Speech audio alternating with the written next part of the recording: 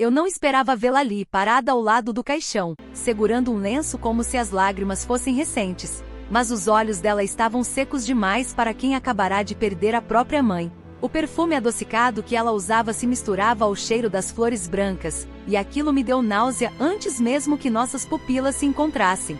9 anos haviam passado, mas meu corpo reconheceu o perigo antes que minha mente pudesse reagir.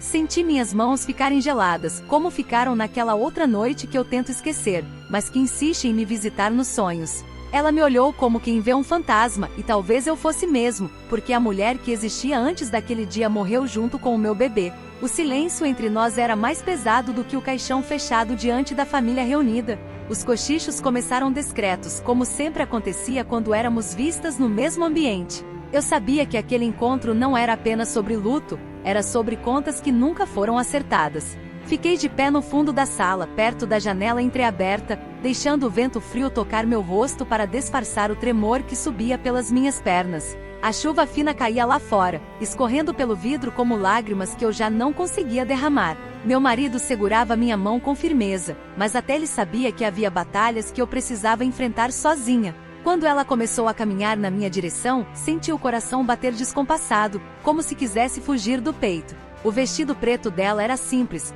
mas havia algo calculado em cada passo que dava. Ela sempre soube entrar nos lugares como se o mundo lhe devesse atenção. Por um segundo, pensei em sair antes que ela se aproximasse demais.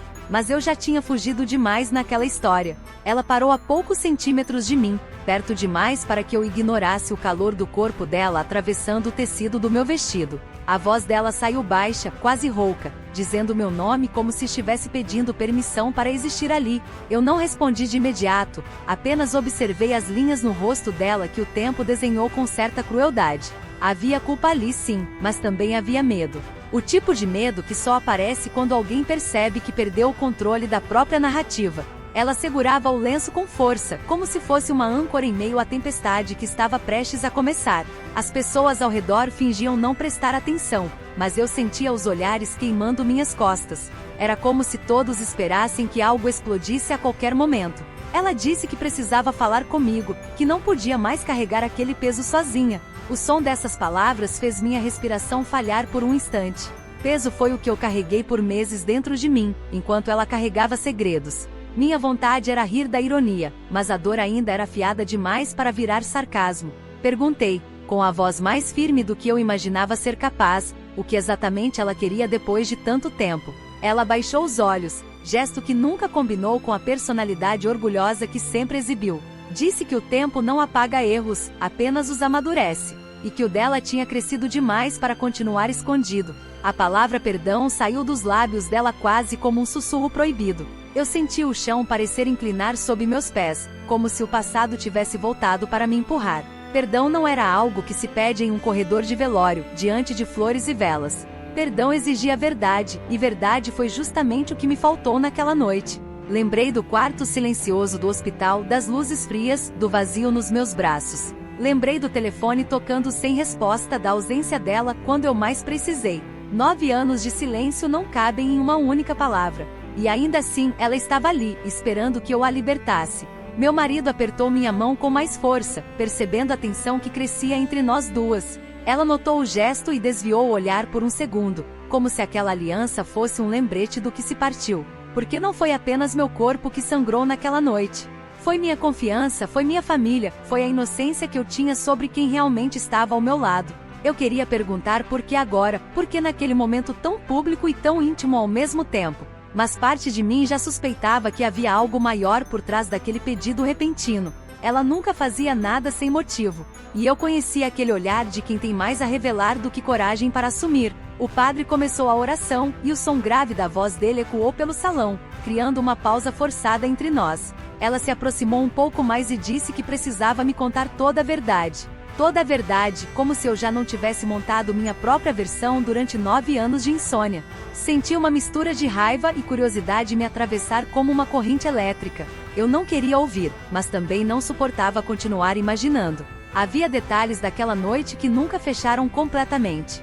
Pequenas lacunas que minha mente insistia em preencher com suposições dolorosas. E talvez fosse exatamente isso que ela estivesse prestes a mexer.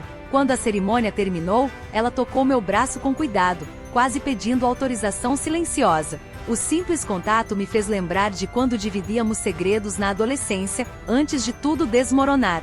Mas o calor daquele toque agora era diferente, carregado de história e de feridas abertas. Ela disse que poderia ir até minha casa mais tarde, se eu permitisse. Eu a encarei por alguns segundos que pareceram minutos inteiros. Parte de mim queria fechar aquela porta antes mesmo que ela fosse aberta. Outra parte precisava encarar o passado de frente, nem que fosse para finalmente enterrá-lo. E foi ali, entre flores murchas e promessas tardias, que eu percebi que aquela história estava longe de terminar. Eu estava grávida de 5 meses quando comecei a acreditar que finalmente a vida tinha decidido sorrir para mim. Meu corpo mudava a cada dia, e eu passava as mãos pela barriga com uma mistura de espanto e reverência. Havia algo quase sagrado naquele silêncio interno, como se eu carregasse um segredo que o mundo ainda não conhecia. Meu marido me olhava com um brilho diferente nos olhos, como se eu tivesse me tornado ainda mais mulher aos olhos dele. E curiosamente foi nessa fase que minha irmã se aproximou mais de mim. Ela me ligava todos os dias, perguntava dos exames, sugeria nomes e ria das minhas inseguranças. Eu achava bonito aquele cuidado tardio, como se a maternidade estivesse nos unindo de uma forma inédita. Hoje percebo que nem toda aproximação nasce de amor. Nós passávamos tardes inteiras sentadas na varanda da minha casa, observando o céu mudar de cor enquanto falávamos sobre o futuro.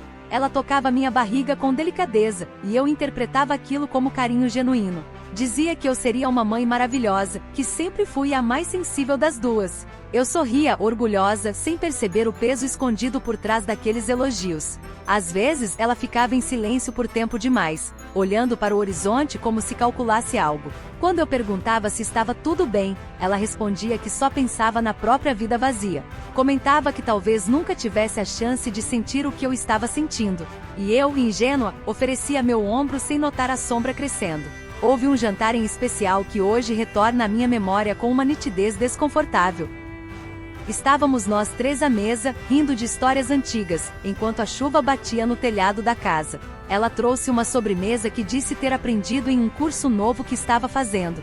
Insistiu para que eu experimentasse primeiro, dizendo que grávidas tinham desejos imprevisíveis. Eu achei graça da provocação e aceitei, sentindo o sabor doce se espalhar pela boca. Meu marido elogiou o prato, e ela corou de um jeito que me pareceu exagerado demais. Na época interpretei aquele rubor como timidez. Hoje, quando fecho os olhos, enxergo outra coisa ali.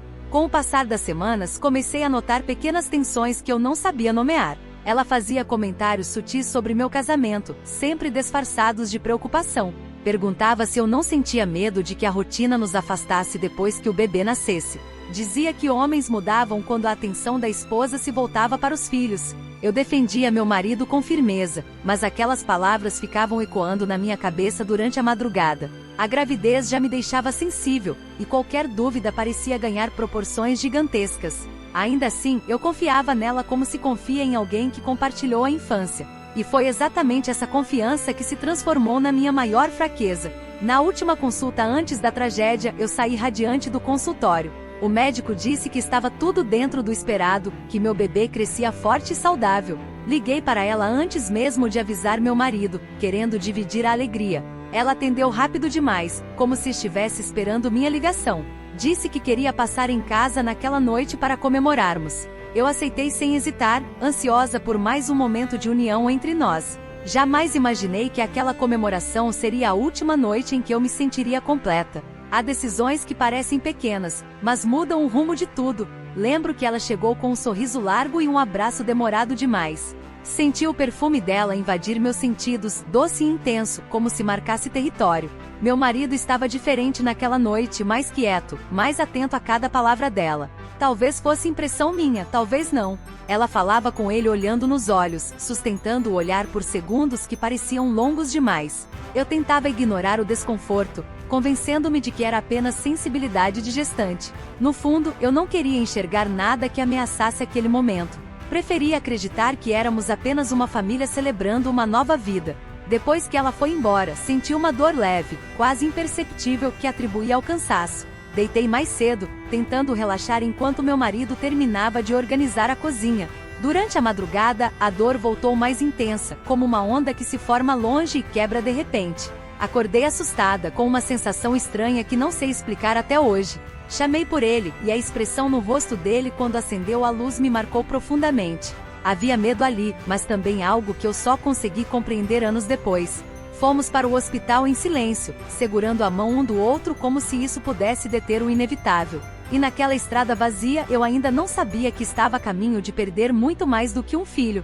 Os médicos falaram em complicações inesperadas, em fatores que às vezes fogem ao controle. Eu ouvi tudo como se estivesse submersa, incapaz de reagir. Quando acordei no quarto frio com o ventre vazio e os braços leves demais, entendi que algo dentro de mim havia sido arrancado. Minha irmã não apareceu no hospital naquela noite. Mandou apenas uma mensagem breve, dizendo que estava em choque e que precisava de tempo. Eu aceitei aquela ausência como quem aceita uma explicação médica confusa. Mas no fundo, uma pequena voz começou a sussurrar que havia mais naquela história. Essa voz nunca mais se calou. A primeira coisa que me lembro com clareza daquela madrugada foi o som da chuva batendo forte no para-brisa do carro. Os faróis cortavam a estrada vazia como se tentassem abrir caminho para um destino que eu já não controlava. Eu apertava a mão do meu marido enquanto as contrações vinham em ondas cada vez mais intensas. Havia medo, sim, mas também uma esperança teimosa de que seria apenas um susto. Ele dirigia em silêncio, os olhos fixos na pista, a mandíbula travada de um jeito que me inquietava. Perguntei se ele achava que estava tudo bem, e ele respondeu rápido demais que sim. Naquele instante, algo no tom da voz dele me pareceu ensaiado, mas eu estava ocupada demais tentando respirar para investigar qualquer detalhe. Quando chegamos ao hospital, as luzes brancas do pronto atendimento me pareceram cruéis. Fui colocada em uma cadeira de rodas, e o corredor parecia longo demais para quem carregava a urgência no ventre. Os enfermeiros falavam termos técnicos enquanto me examinavam com pressa contida. Eu procurava o rosto dele a cada movimento, buscando segurança. Ele estava ali, mas havia uma distância invisível entre nós. Como se algo tivesse sido dito antes daquela madrugada e eu não tivesse participado da conversa. Meu corpo tremia não apenas de dor, mas de uma sensação estranha que eu não sabia nomear. Era como se o mundo estivesse desabando em silêncio. O médico entrou com expressão séria, tentando manter a serenidade profissional. Falou sobre batimentos fracos, sobre complicações repentinas, sobre a necessidade de agir rápido. Eu segurava o lençol com força, tentando manter a fé de que tudo se resolveria. Perguntei se meu bebê estava sofrendo, e ninguém respondeu de imediato. O silêncio deles foi mais assustador do que qualquer diagnóstico. Senti lágrimas escorrerem pelas minhas têmporas enquanto olhava para o teto frio da sala. Meu marido se aproximou e beijou minha testa, mas o gesto parecia distante, como se ele estivesse se despedindo de algo que eu ainda insistia em salvar. Depois disso, as lembranças se tornam fragmentos desconexos. Vozes abafadas, luzes fortes, uma sensação de vazio se expandindo por dentro.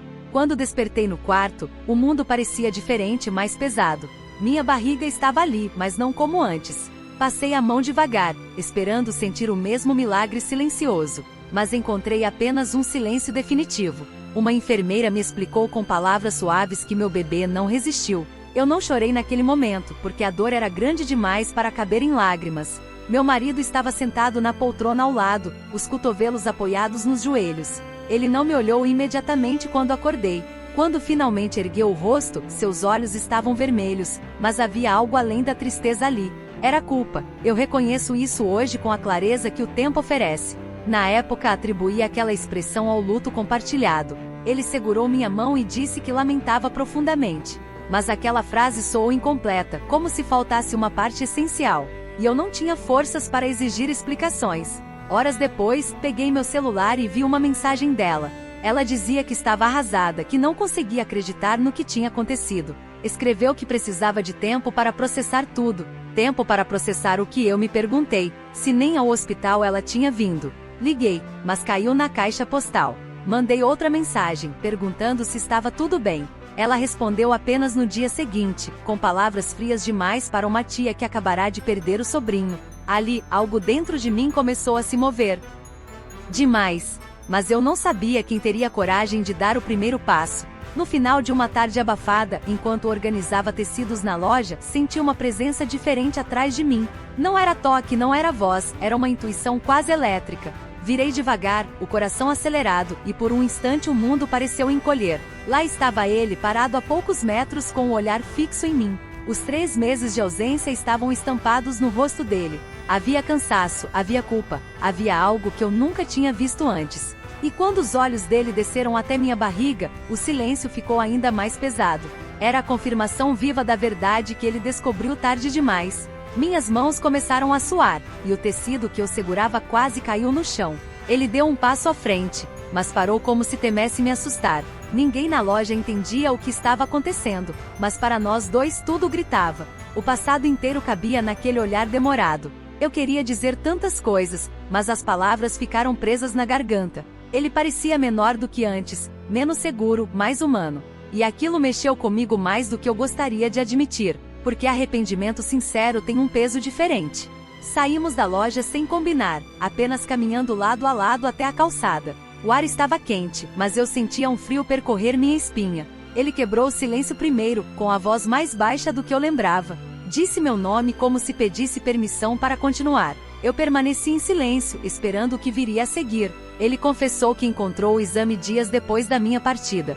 Disse que releu cada linha centenas de vezes, e que nunca se sentiu tão pequeno na própria vida. Eu ouvi sem interromper, mantendo uma postura que não revelava meu turbilhão interno. Ele falou sobre as palavras que disse naquela noite, sobre o medo que sentia de não ser suficiente. Admitiu que confundiu insegurança com necessidade de liberdade, que usou frases duras para esconder o pavor de falhar como homem. Enquanto ele falava, percebi que também havia dor do lado dele. Não era justificativa, mas era verdade.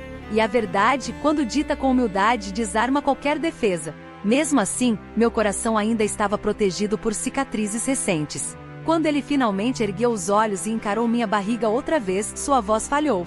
Disse que não sabia como pedir perdão por algo tão grande. Que não queria apenas voltar, queria merecer voltar.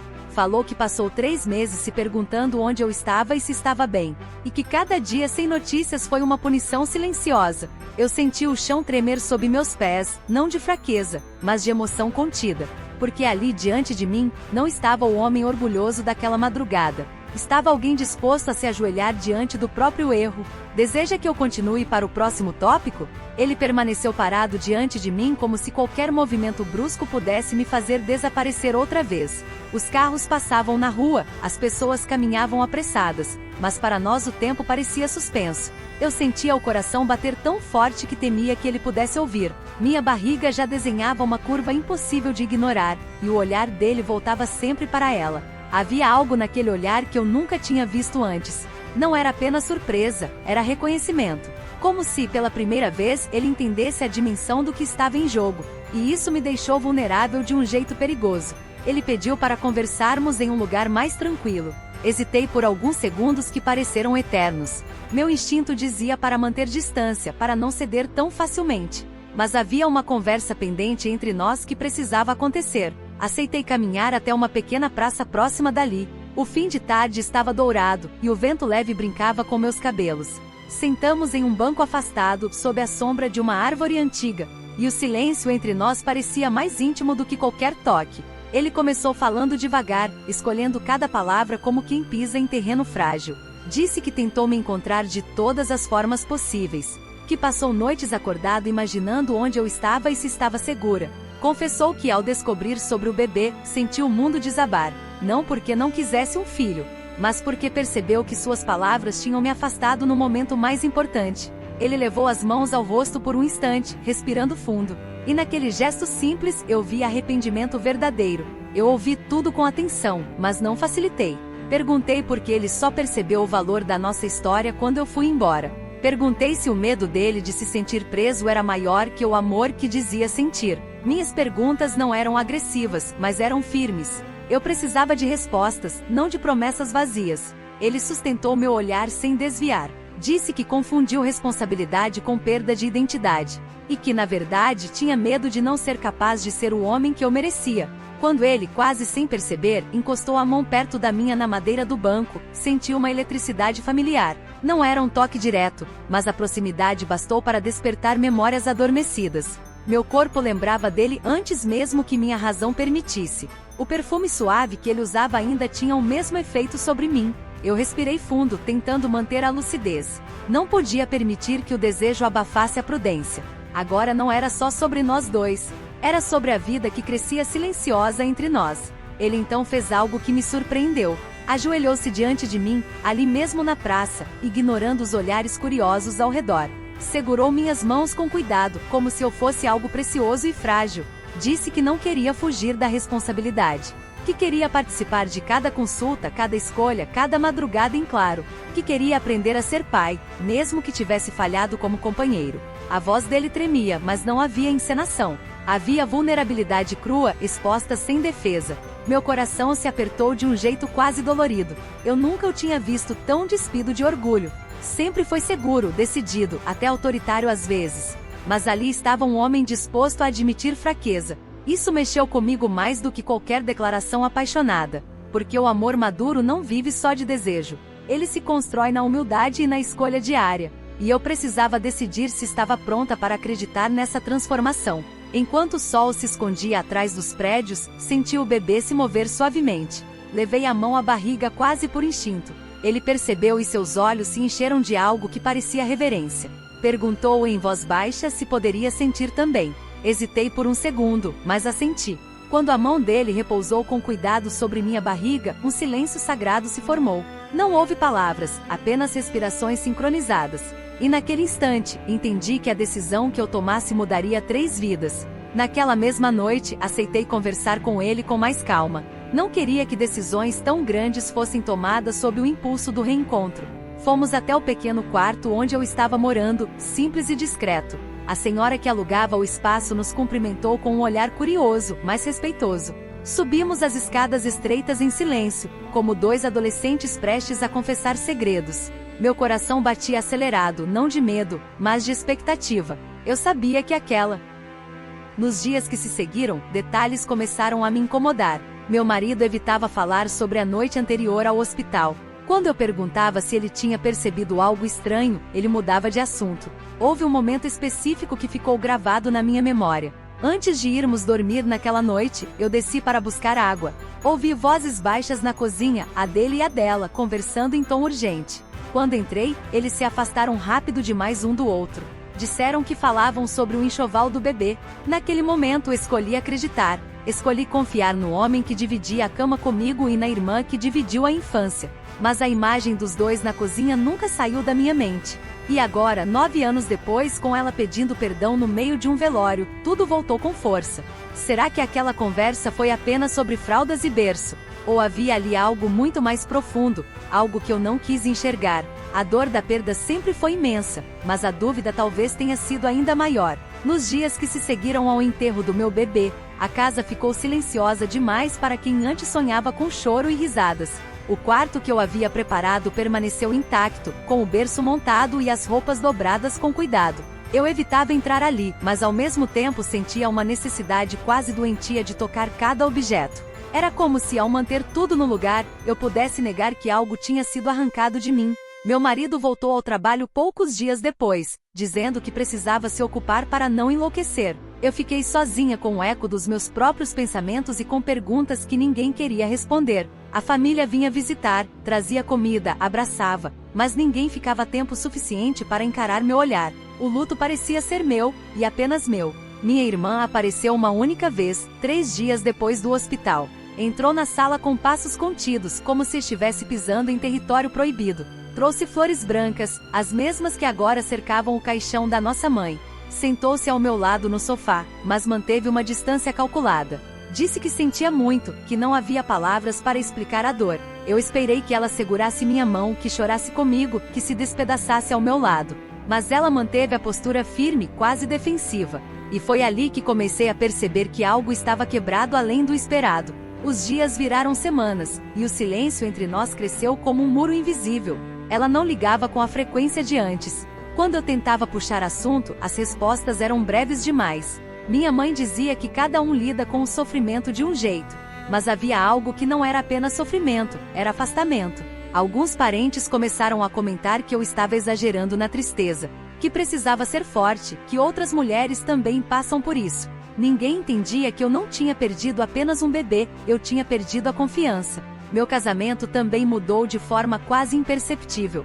Meu marido passou a dormir virado para o outro lado da cama. Os toques ficaram raros, como se o medo tivesse ocupado o espaço da intimidade. Eu sentia falta do calor dele, mas ao mesmo tempo algo dentro de mim recuava. A imagem da cozinha naquela noite insistia em voltar nos momentos mais inoportunos. Perguntei algumas vezes se havia algo que ele queria me contar. Ele sempre respondia que não, com um olhar cansado e impaciente. E eu começava a me perguntar se estava enlouquecendo. Certa tarde, encontrei no bolso do casaco dele um recibo de um café do centro da cidade. A data era da semana seguinte ao hospital. Eu não me lembrava de ele ter mencionado nenhum compromisso naquele dia. O valor era pequeno, mas o nome escrito no comprovante me fez tremer. Era o nome dela.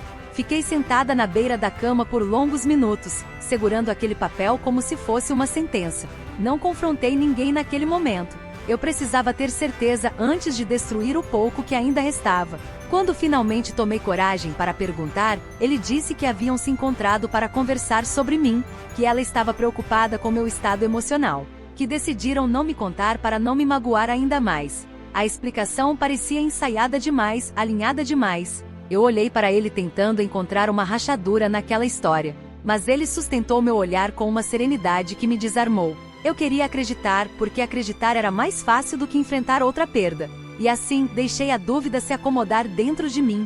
Minha irmã passou a evitar encontros familiares quando eu confirmava a presença. Era como se nossas agendas nunca coincidissem por acaso. Alguns parentes começaram a insinuar que eu tinha ficado fria, distante, amarga. Talvez eu tenha ficado mesmo. A dor me transformou em alguém mais silenciosa e desconfiada. Aprendi a observar antes de falar, a sentir antes de confiar. E acima de tudo, aprendi que o amor pode esconder segredos profundos. Segredos capazes de atravessar 9 anos intactos. Com o tempo, a família escolheu o conforto da normalidade. As festas voltaram a acontecer, os almoços de domingo seguiram como se nada tivesse sido quebrado. Mas sempre que eu entrava em um ambiente onde ela estava, o ar parecia mais denso. Os olhares desviavam, as conversas mudavam de assunto. Eu me perguntava quantos sabiam de algo que eu não sabia. Quantos escolheram o silêncio para proteger uma imagem? E foi nesse clima de omissões que eu endureci. Porque quando o apoio falta, a única opção que resta é construir a própria armadura. Depois de um ano mergulhada em silêncio, percebi que a dor não ia embora, mas eu podia aprender a conviver com ela. Comecei a acordar mais cedo, caminhar pelas ruas ainda vazias do bairro e observar o céu mudar de cor. O ar fresco da manhã me lembrava que o mundo continuava girando, mesmo quando o meu parecia parado. Voltei a trabalhar aos poucos, tentando reencontrar a mulher que existia antes da tragédia. Alguns colegas me tratavam com cuidado excessivo, como se eu pudesse quebrar a qualquer momento. Outros evitavam tocar no assunto, fingindo que nada tinha acontecido. Eu sorria quando era necessário, mas por dentro havia uma camada nova, mais dura, mais cautelosa. Foi ali que comecei a construir minha armadura. Meu casamento atravessou uma fase de distância que quase nos engoliu. Dormíamos na mesma cama, mas existia um espaço invisível entre nossos corpos. O toque dele já não me aquecia como antes, e eu me perguntava se o problema estava em mim. Havia noites em que eu me virava para encará-lo, buscando alguma verdade no rosto adormecido.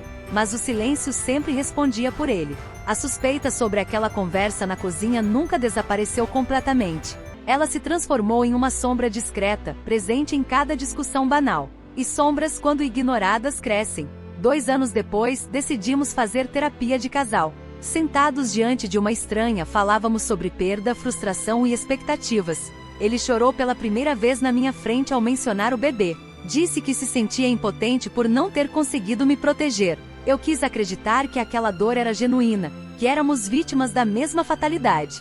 Mas havia algo que ele nunca mencionava espontaneamente. O nome dela nunca surgia nas sessões, como se fosse um território proibido. E eu também não tinha coragem de atravessar essa fronteira. Com o tempo, nossa relação encontrou uma nova forma de existir, menos intensa, talvez, mas mais prática. Aprendemos a conversar sobre contas, viagens curtas e planos profissionais. A paixão deu lugar a uma parceria silenciosa. Algumas pessoas chamariam isso de maturidade. Eu chamava de sobrevivência. Porque amar depois de perder exige um tipo diferente de entrega. Uma entrega que nem sempre é completa. Minha irmã desapareceu quase totalmente da minha rotina. Mudou de cidade por um período, segundo comentários da família. Diziam que ela precisava recomeçar, que estava buscando novas oportunidades. Eu não fiz perguntas nem tentei contato. Havia um alívio estranho naquela distância. Ao mesmo tempo, a ausência dela mantinha a história em suspenso. Sem confronto, sem explicação, sem encerramento.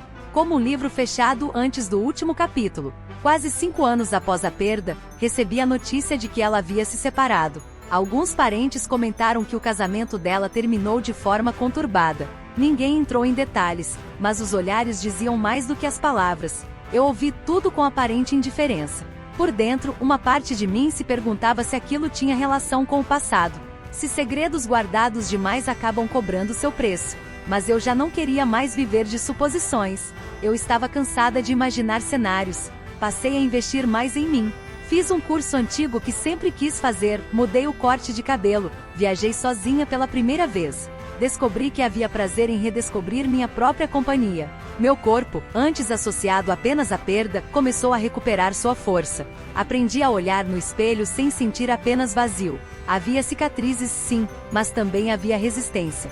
E essa resistência me deu uma confiança nova, quase silenciosa. Eu já não era a mesma mulher que chorava no quarto escuro. 9 anos se passaram desde aquela madrugada no hospital. 9 anos em que transformei dor em disciplina e dúvida em vigilância. Quando a vi novamente no velório da nossa mãe, percebi o quanto eu tinha mudado. Ela parecia menor, mais frágil do que a imagem imponente que eu guardava. E pela primeira vez, senti que eu não era mais a parte vulnerável daquela história. Se havia algo a ser revelado, eu estava pronta para ouvir. Não porque precisava dela, mas porque finalmente tinha força para encarar qualquer verdade. Ela apareceu na minha porta 3 dias depois do velório, exatamente como havia sugerido. Era fim de tarde, e o céu carregado anunciava uma chuva que ainda não tinha começado. Quando abri a porta e a vi ali, segurando a bolsa contra o peito, senti um frio antigo percorrer minha espinha. Ela parecia menor do que eu lembrava, como se os anos tivessem retirado parte da arrogância que sempre a acompanhou. Mas os olhos continuavam intensos, atentos a cada reação minha. Convidei-a a entrar sem sorrir, mantendo a postura firme que aprendi a sustentar. Meu marido não estava em casa naquele momento, e talvez isso fosse melhor. Algumas conversas precisam acontecer sem plateia. Sentamos na sala onde tantas vezes dividimos risadas antes da tragédia. O silêncio entre nós parecia ocupar espaço físico pesado e espesso. Ela começou falando sobre a morte da nossa mãe, sobre arrependimentos e o peso do tempo. Eu ouvi sem interromper, observando cada gesto, cada pausa. Suas mãos tremiam levemente, algo raro para alguém que sempre demonstrou controle. Disse que não suportava mais carregar sozinha o que aconteceu 9 anos atrás. A palavra carregar novamente ecoou dentro de mim com uma ironia dolorosa. Eu respirei fundo, preparando-me para o que viesse. Ela levantou os olhos e pela primeira vez, não desviou quando eu sustentei o olhar. Disse que naquela noite na cozinha, antes de eu descer para buscar água, eles estavam discutindo. Meu coração acelerou como se o tempo tivesse voltado atrás. Ela confessou que vinha se aproximando demais do meu marido durante minha gravidez. Falou em carência, em inveja da minha felicidade, em confusão emocional. Disse que se sentia invisível ao meu lado, como se minha maternidade tivesse iluminado tudo e deixado ela na sombra. Aproximou-se dele buscando validação, e encontrou algo que não deveria. Mas insistiu que nada aconteceu além de palavras imprudentes. Eu permaneci imóvel, absorvendo cada frase como quem tenta decifrar um idioma estrangeiro. Ela contou que naquela noite declarou sentimentos que vinha guardando. Ele teria dito que a amava como cunhada, mas que estava comprometido comigo. Segundo ela, a conversa foi intensa, carregada de tensão e culpa. Quando ouvi meus passos na escada, os dois se afastaram. Eu me lembrei da cena com uma clareza quase cruel. A distância rápida, os olhares evitados, o silêncio desconfortável. Tudo voltou como um filme que eu tinha tentado apagar. Perguntei então sobre o hospital, sobre a ausência dela naquele momento. Ela baixou o rosto, e as lágrimas finalmente apareceram. Disse que depois daquela conversa, sentiu-se responsável por qualquer coisa ruim que acontecesse. Quando recebeu a notícia da minha ida ao hospital, acreditou que era um castigo. Teve vergonha de aparecer, medo de que eu percebesse algo no olhar dela. Preferiu se esconder a enfrentar a possibilidade de ser culpada por algo maior, mas negou ter feito qualquer coisa que pudesse prejudicar minha gestação. Afirmou que jamais teria coragem de ultrapassar esse limite. Eu ouvi tudo com uma mistura de raiva e lucidez. Parte de mim queria acreditar que a tragédia foi apenas médica, cruel e inexplicável. Outra parte não conseguia ignorar o peso emocional daquela traição silenciosa. Mesmo que não tenha havido toque, houve intenção. Mesmo que não tenha havido ato, houve desejo. E desejo também pode ser devastador quando invade o espaço errado. Olhei para ela e percebi que o perdão que pedia não era apenas pelo que fez, era pelo que sentiu. Ela então revelou que anos depois, tentou se aproximar novamente do meu marido para esclarecer as coisas. Disse que ele a procurou uma vez, pedindo que mantivesse em silêncio para preservar a família.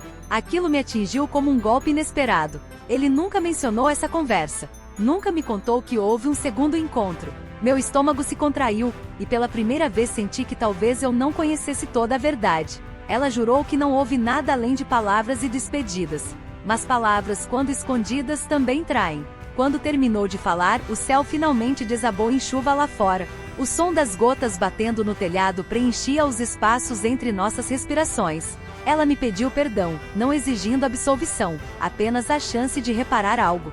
Disse que carregou culpa por 9 anos e que precisava me olhar nos olhos. Eu permaneci em silêncio por longos segundos, sentindo o peso da decisão se formar. Não era apenas sobre ela. Era sobre o homem que dividia minha vida. E sobre a verdade que talvez ainda estivesse incompleta. Fiquei em silêncio depois da confissão dela, mas por dentro algo se reorganizava com rapidez assustadora. A revelação sobre o segundo encontro com meu marido não saía da minha cabeça. Ela disse que foi apenas uma conversa para encerrar o assunto, mas omissões têm cheiro próprio. E eu reconheci aquele cheiro na minha própria casa havia anos. Perguntei onde e quando esse encontro tinha acontecido. Ela respondeu com precisão demais para quem dizia querer esquecer. Foi no mesmo café cujo recibo encontrei no bolso dele. Naquele instante, todas as peças começaram a se encaixar. Meu coração não acelerou como eu imaginava que aceleraria. Ao contrário, senti uma calma estranha, quase fria. A calma de quem finalmente enxerga o desenho completo do labirinto. Ela disse que naquele encontro, ele pediu que ela se afastasse definitivamente. Que precisava salvar o casamento e que eu jamais poderia saber da tensão que existiu. Segundo ela, ele parecia mais preocupado com a própria imagem do que com meu sofrimento. Essa frase ficou suspensa no ar como uma lâmina invisível, e eu comecei a lembrar de detalhes que antes pareciam insignificantes. Lembrei de como ele insistiu para que fizéssemos terapia, mas nunca tocou no nome dela. Lembrei da irritação repentina quando eu mencionava qualquer comportamento estranho. Lembrei do excesso de zelo ao apagar mensagens do celular nos meses seguintes à tragédia. Na época, associei aquilo ao luto e à tentativa de seguir em frente. Agora, cada gesto ganhava uma nova interpretação. Não era apenas sobre proteger a família. Era sobre proteger a si mesmo. E talvez proteger um segredo maior do que eu imaginava. Perguntei diretamente se houve algo físico entre eles. Ela negou de imediato, com firmeza que parecia ensaiada pela dor. Disse que houve atração sim, mas nunca toque consumado. Falou sobre olhares demorados, conversas carregadas de subentendidos. Confessou que em um momento de fraqueza quase o beijou, mas que ele recuou lembrando da minha gravidez. Eu quis acreditar nessa versão porque ela preservava ao menos uma fronteira. Mas fronteiras emocionais também são formas de traição. Então ela disse algo que me fez prender a respiração. Contou que naquela noite da sobremesa discutiram novamente na cozinha. Ela o acusou de estar usando a atenção dela para inflar o próprio ego. Ele teria respondido que se sentia sufocado pela responsabilidade da paternidade. Essa palavra ecoou dentro de mim como um trovão distante. Sufocado. Enquanto eu me sentia abençoada, ele se sentia pressionado. A discrepância entre nossas emoções me feriu mais do que qualquer suspeita anterior. Perguntei se a discussão foi agressiva. Ela hesitou pela primeira vez desde que começou a falar. Disse que as vozes se exaltaram, que houve troca de acusações, que eu poderia ter ouvido parte da conversa se estivesse mais próxima. E então revelou que ele saiu de casa por alguns minutos antes de voltar para o quarto. Eu não lembrava desse detalhe, talvez estivesse distraída organizando algo. Ou talvez tenha apagado da memória para proteger minha própria sanidade. Mas aquela informação criava uma nova possibilidade. Será que o estresse daquela noite teve impacto no que aconteceu comigo horas depois? Será que a tensão emocional, o clima pesado, contribuíram para o desfecho trágico? Os médicos falaram em causas naturais, mas nunca apontaram algo definitivo. Eu sempre aceitei a explicação como destino cruel. Agora percebia que talvez houvesse fatores invisíveis envolvidos. Não um ato direto, não uma sabotagem concreta, mas uma cadeia de decisões egoístas e impulsivas. E isso também tem peso. Ela chorava diante de mim, pedindo que eu entendesse que jamais quis me destruir. Disse que invejou minha felicidade, mas nunca desejou minha dor. Eu olhei para aquela mulher que compartilhou minha infância. Percebi que, apesar de tudo, ela também carregava marcas. Mas minhas cicatrizes eram profundas demais para serem ignoradas. A questão já não era apenas se eu podia perdoá-la. Era se eu conseguiria continuar dividindo a vida com um homem que escolheu o silêncio. E essa resposta ainda estava por vir. Depois que ela terminou de falar, ficamos em silêncio por um tempo que pareceu suspenso do mundo. A chuva continuava caindo lá fora, como se lavasse uma sujeira antiga que ninguém teve coragem de encarar antes. Eu observava aquela mulher diante de mim e tentava reconhecer a irmã que um dia dividiu segredos de adolescência. Havia arrependimento ali, mas também havia o desejo de aliviar o próprio peso. E eu compreendi algo importante naquele instante. O pedido de perdão não era apenas um presente para mim. Era uma tentativa dela de sobreviver à própria culpa. E eu precisava decidir se queria participar desse alívio. Respirei fundo e senti que a raiva que me acompanhou por tantos anos já não queimava como antes. Ela tinha se transformado em algo mais sólido, mais racional. Eu não era mais a mulher fragilizada que saiu do hospital com os braços vazios. Eu tinha atravessado noites longas, dúvidas cruéis e silêncios ensurdecedores. Tinha aprendido a me sustentar quando ninguém mais parecia capaz. Percebi que o perdão, se viesse, não seria para absolvê-la. Seria para libertar a mim mesma da prisão invisível que construí. Mas libertação não significa reconciliação. Olhei para ela e disse que a verdade, mesmo tardia, tinha valor. Disse que precisava processar tudo o que ouvi, inclusive o que envolvia meu marido. Ela tentou segurar minha mão, mas eu mantive as minhas repousadas sobre o colo. Não por crueldade, mas por necessidade de preservar meu espaço. Expliquei que a confiança é como vidro fino. Pode até ser colada depois de quebrada, mas as marcas permanecem visíveis. E algumas fissuras jamais desaparecem completamente. Ela sentiu, aceitando mais do que eu esperava. Naquela noite, quando meu marido voltou para casa, percebi que algo em mim tinha mudado. Eu observei com uma atenção nova, quase clínica. Contei que minha irmã esteve ali e que conversamos longamente. Vi a tensão atravessar o rosto dele antes mesmo de qualquer acusação. Relatei cada ponto da conversa sem elevar o tom de voz. Ele tentou minimizar, dizendo que o passado não deveria nos destruir, mas eu já não estava interessada em versões convenientes. Eu queria transparência, não defesa. Perguntei por que ele nunca mencionou o segundo encontro. Ele ficou em silêncio por alguns segundos que pareceram eternos. Disse que teve medo de me perder, que achou que esconder era proteger. Falou que jamais houve traição física, apenas confusão emocional. Eu ouvi tudo com uma serenidade que me surpreendeu. Não gritei, não chorei, não quebrei nada. Apenas compreendi que o amor também pode adoecer quando se alimenta de omissões. E que eu tinha o direito de escolher o que fazer com essa informação. Nos dias seguintes caminhei sozinha muitas vezes, refletindo sobre minha decisão. Percebi que o perdão não é um gesto único, mas um processo. Eu podia perdoar minha irmã pelo desejo imprudente. Podia até compreender a fragilidade humana que os aproximou. Mas isso não apagava o impacto das escolhas deles na minha vida. Entendi que minha maior responsabilidade era comigo mesma, com a mulher que sobreviveu à perda e reconstruiu a própria dignidade. E essa mulher exigia respeito. Convidei minha irmã para um último encontro, desta vez em um café neutro longe da minha casa. Disse a ela que eu a perdoava pelo que sentiu e pelo silêncio covarde. Mas deixei claro que nossa relação jamais voltaria ao que era antes. Perdoar não significava retomar confidências nem reconstruir intimidade. Significava apenas encerrar a guerra interna que eu carregava. Ela chorou, agradeceu, e pela primeira vez não tentou se justificar. Talvez aquele fosse o começo de uma convivência possível, ainda que distante. Uma convivência sem ilusões. Quanto ao meu casamento, escolhi enfrentar a verdade com coragem. Não tomei decisões precipitadas, mas estabeleci limites claros. Exigi honestidade absoluta, mesmo que doísse. A confiança precisaria ser reconstruída com atitudes, não promessas. Se ele estivesse disposto, caminharíamos juntos.